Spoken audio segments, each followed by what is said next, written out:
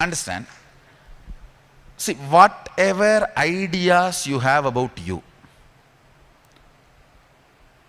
not even when your spouse is next you, when your spouse is next to you or when your son is next to you, how you behave, how you feel about you, not that. When you are all alone in your room, what you feel about you, what do you think about you, all that ideas put together is called inner image. It can be whatever. You may think, I am lazy, I am tired, anything I touch does not work, I don't know why life is like this for me. Whatever ideas you may have about you. And it is not necessary, it should always be bad. There will be sometime even good, but rarely. So any idea you carry about you, when you are all by yourself, it is called inner image.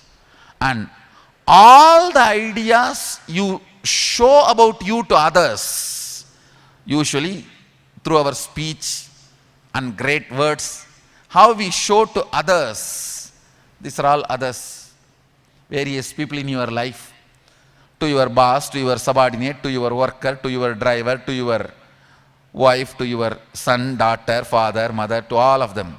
How you show you to others, all that put together is called outer image.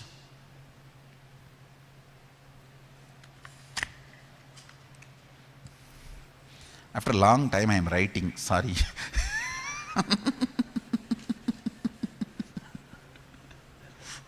No, all these modern gadgets have completely taken away the ability to write. That's the problem. All these modern gadgets. See, sometimes I do write on the screen, but the moment we save, it becomes all letters. So we do not know our handwriting is so bad. All my books I write on iPad only, but the moment you save, it becomes regular letters. How you show yourself to others is outer image.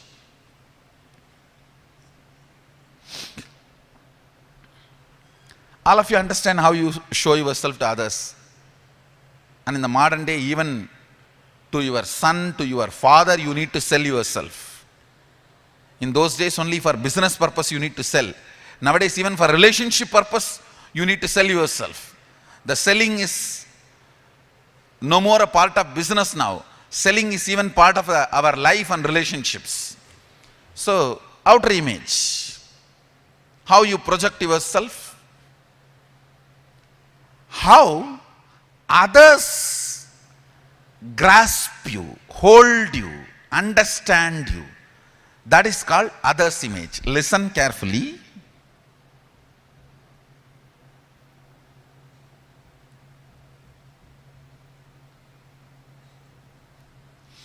In a meeting, your friend comes and brags, tells so many things about himself. Do you believe? You don't. But when you brag about you, you always believe others believe you. Tell me, how many of you have this blind spot? See, when others brag, you don't believe, but you strongly believe. When you brag, others believed you. It's a blind spot. Understand? How many of you are understanding? Yes, this is a blind spot. So, how others hold you is never the way you project. You need to understand there is a blind spot. There is a gap. Your outer image and others' image, there is a blind spot. There is a gap. Actually, many of us fail in our life, in our decisions, in our career, in our relationship, in many places, because we did not look at this blind spot. How many of you can remember at least one or two incidents about this blind spot which you missed in your life? Then you understand. Fourth, what you feel about life and others. That's called life image. Means, oh God, whole life is cheating me. Everyone is out there only to cheat me. Some ideas. Sometimes it even can be good. Oh, life is good and it's really supporting me. Whatever ideas you carry about the life and others, that's life image. So now, ideas you carry about you inside you, inner image. The ideas you show about you to others, how you project you, outer image, how others hold you, grasp you. We always think, why should I bother about what others think? No. You need to bother, especially the people with whom your life is involved. See, you don't need to bother about somebody who is walking in the street. You don't need to bother.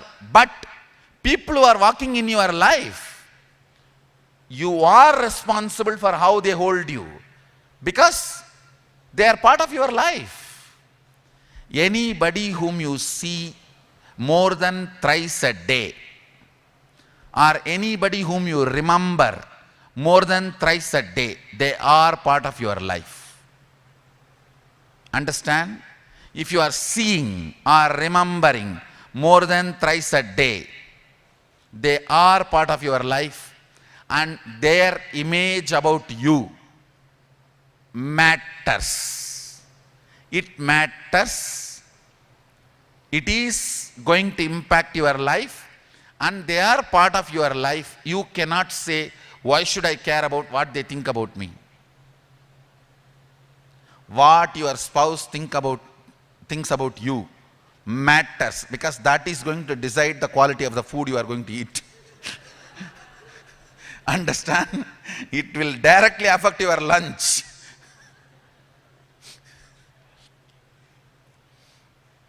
So what people who are living with you, how they carry you matters. That is ultimately your responsibility. And life image. Now, if you see, all your incompletions are only gap between these. The gap between what you think and what you show. The gap between what you are trying to show and what others try to understand. The gap between what you feel about life. I want you to sit for a few minutes. Find out what all the inner image you have, good or bad, pen down everything. What all outer image you have, pen down everything. What all others image, means how others are expecting you. The people who live around you, do they want you to be more rich? Are they expecting you to collapse? Do they want you to become a success? Or are they just waiting for you to be a failure? What is their image about you?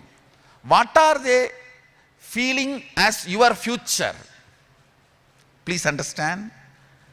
Are they feeling you are going to be a success in the future or failure in the future, or they are unsure about you? All this matters for you. What is their image cognition about you? What is their image and cognition about you? How to find out? You should never believe what they tell you directly.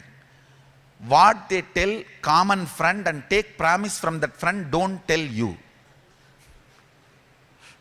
And this fellow will immediately give you missed call, saying that I have something urgent to talk to you. Call me back. And you will be calling with your high BP. And then you will, that is what is others' image. I think these women can understand. See the smile this side. They can really feel oneness with what I am talking. They are in Advaita with what I am talking. More than men, these women can understand. So, whatever you feel, others' image, good or bad, whatever you feel as your life image, just take few minutes and pen down all these four separately. Then I'll move to the next step of completion. Listen. See, now you wrote whatever inner image you have, outer image you have, others' image you have, life image you have. Now pen down, taking few minutes, what you want to have. Whether it will become reality or not is not your worry. That's my responsibility. Understand? Making it happen is my responsibility. What is the best inner image you want to have? What is the best outer image you want to have? What is the best others image you want to have? What is the best life image you want to have? Pen down. Making it happen is my job. So you can use all your whims and fancies and fantasies. Because making it happen is my job. It's not your job. So pen down. Few minutes. Listen carefully. You have the identity which you are having at present. You see, inner image, outer image, others image, life image, all four put together is what is called your identity.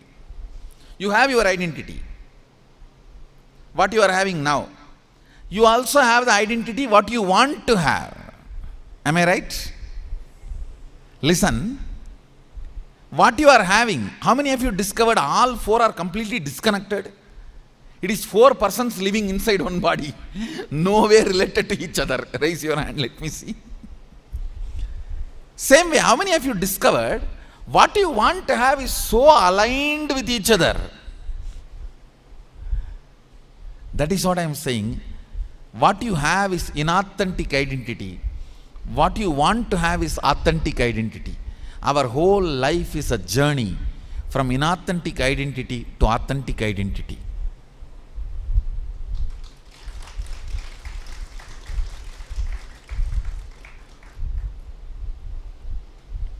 Now,